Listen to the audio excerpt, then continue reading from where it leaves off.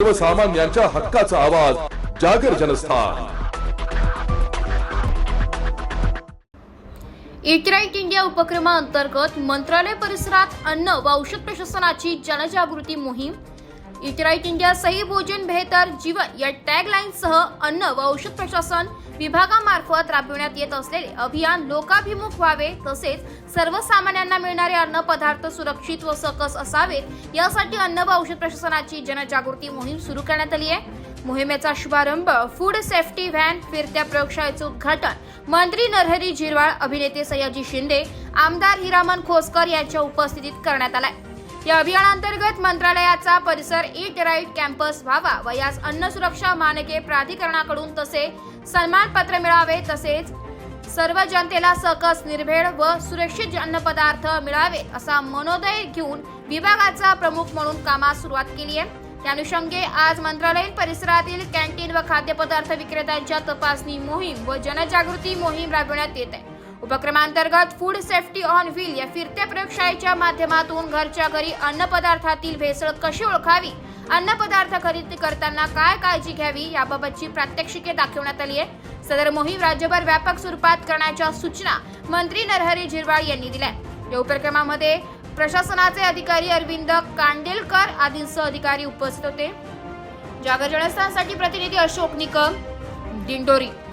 सुरुवात करायची सगळं राज्यभर देशभर मिक्स डुप्लिकेशन हा विषय जो आहे, तर मग आपला विभाग आहे त्या विभागामार्फत एक मोहीम करावी म्हणून 100 दिवसाचा प्रोग्राम जो आदरणीय फडणवीस साहेबांनी दिला त्याच्यात आपल्या विभागाचं काही काम दिलेल्या उद्दिष्टापेक्षा जास्त व्हावं असा माझा तरी स्वतःचा प्रयत्न आहे। आणि म्हणून विभागाच्या अधिकाऱ्यांना, कर्मचाऱ्यांना, सगळ्यांना आज या ठिकाणी एक घरातूनच सुरुवात करू। जे मंत्रालयाच्या ज्या कॅन्टीन आहे तिथूनच आपण भेसळ आहे असं म्हणणार नाही, कमीत कमी आहे काय ते तरी चौकशी केली पाहिजे आणि ते आपल्या घरातून केली पाहिजे। जर काही असेल इथं तर त्यांना आपण तशा सूचना त्या निमित्तानं देऊ।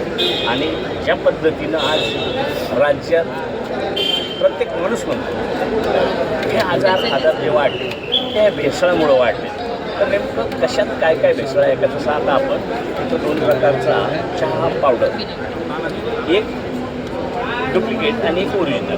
तर डुप्लिकेट जेव्हा त्या चंचपात्रात घेतली आपण त्या टेस्ट ट्यूबमध्ये, त्यावेळेला डुप्लिकेटचा कलर हा लगेच लाल झाला, पाण्याचा कलर, आणि ओरिजिनल होता तो 5 मिनिटंसुद्धा घेऊनही त्याचा कलर आला नाही, याचा अर्थ तो ओरिजिनल। अशा पद्धतीने अनेक यंत्रणा आहेत त्याच्यातून ते फूड चेक केलं जातं, ते करायचं काम चालू आहे। कारण आज मी तरी म्हणत असतो त्या आत्ताच्या घडीला अन्न औषध म्हणून खावं लागेल, नसेल तर औषध अन्नाप्रमाणे खावं लागेल, म्हणून ते तपासून व्यवस्थित असं अन्न खातं पाहिजे। सर, मंत्रालयामधल्या कॅन्टीनमधल्या अनेक खाद्यपदार्थांची गुणवत्ता जी आहे ती योग्य नाही अशी सातत्यानं वारंवार खंत जी आहे ती अनेक आमदार विधिमंडळाच्या पटलावरती बोलतात।